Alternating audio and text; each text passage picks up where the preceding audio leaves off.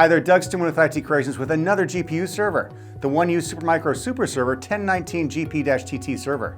This platform can support up to 2 double-wide GPUs to address a number of business-critical workloads. Providing compute is a single second-generation Intel Xeon Scalable processor supporting up to 1.5 terabytes of memory. If you like our channel, hit that subscribe button. It definitely helps me out, but if you're not entirely sure about that level of commitment, then let's get to it.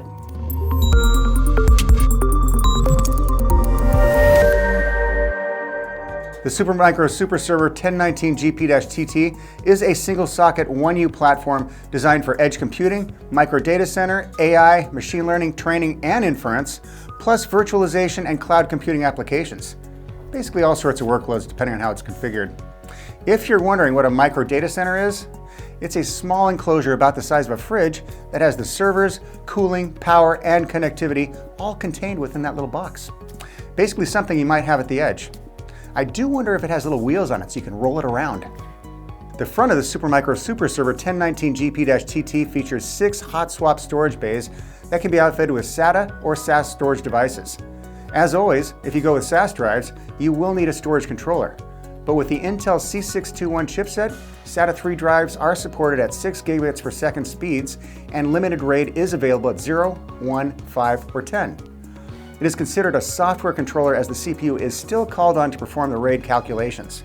A single 1400 watt platinum level power supply is also housed up front on the left hand side. With only one PSU on this system, there is no redundancy.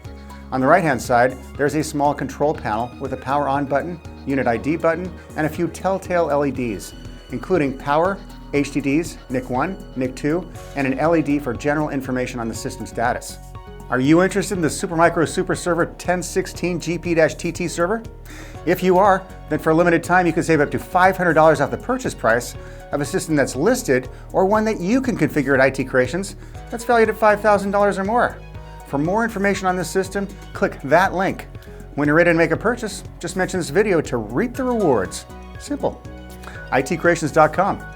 The rear view has an I/O panel right in the middle between the 2 double-wide PCI full-length slots for GPUs. It includes a dedicated Intelligent Platform Management Interface, or IPMI LAN port, with an RJ45 interface. Below that, 2 USB ports, then 2 more RJ45 ports for network communications, offering 10 gigabit Ethernet, then 2 more USB ports and a VGA port. Above that VGA port, another PCI slot. To manage the system, Supermicro offers Intelligent Platform Management Interface, or IPMI 2.0, built on the ASPEED AST2500 baseboard management controller. The IPMI management port on the back of the system provides remote access to the system. SuperDoctor 5 and a number of other utilities, including the Intel Node Manager, Supermicro Power Manager, or SPM, Supermicro Update Manager, or SUM, and Watchdog. SuperDoctor 5 is a one-to-one software management utility that has an intuitive web-based user interface and provides system monitoring and management and out-of-band power control. It also provides event logs and alerts. Once I crack open the case, you can see a fairly sparse layout. There are 8 fans in a staggered layout with 4 located in front of the CPU socket and memory module slots, then 2 more to either side to help cool the GPUs that will occupy the full-length PCI slots on the right and left-hand side. Just behind one of those rows of DIMM slots are 2 Super DOM slots. Those are disk-on module slots that can be used for 2 SATA 3 flash memory modules with a 6 gigabit per second interface. They can be used to boot the system, as a backup recovery device, or licensed drive. These are still an option on Supermicro servers as they are very reliable, offer fast read-write speeds, plus low power consumption. There are also 2 PCI 3.0 x 4 slots on the system board for support of SATA or NVMe storage M.2 devices. Those too can be used to boot the system individually or as a rated pair for redundancy. Now that 2nd generation Intel Xeon Scalable CPU supported on this platform, codenamed Cascade Lake. With a thermal design power restriction of 70 to 205 watts, processors with up to 28 cores are supported. I will mention the top of the line for this generation is the Platinum 9282 with up to 56 cores, but a TDP of up to 400 watts. This system was originally configured with the OG 1st generation Skylake Intel Xeon Scalable CPUs, but with a simple software update, it now supports the 2nd generation. Both 1st and 2nd generation Intel Xeon Scalable CPUs support PCI 3.0, but 1st gen Skylake processors only had a maximum of 28 cores, even with the Platinum lineup. Strange that you get twice the cores in the 2nd generation, at up to 56, and then they knock it down a few core pegs with a 3rd generation Intel Xeons at only a top end of 40 cores. But with those, you do get PCI 4.0 and higher frequencies, so not all bad. Then we go to the 4th gen with up to 60 cores and 5th gen with up to 64 cores, both with PCI 5.0 and DDR5 memory. I'm getting a few generations ahead of myself at this point, so let's just go back to the 1st and 2nd generation CPUs supported on this system. There are 6 DIMM slots on the system board, and the supported CPUs have 6-channel memory architecture, so each DIMM module is in its very own memory channel for potentially maximum performance.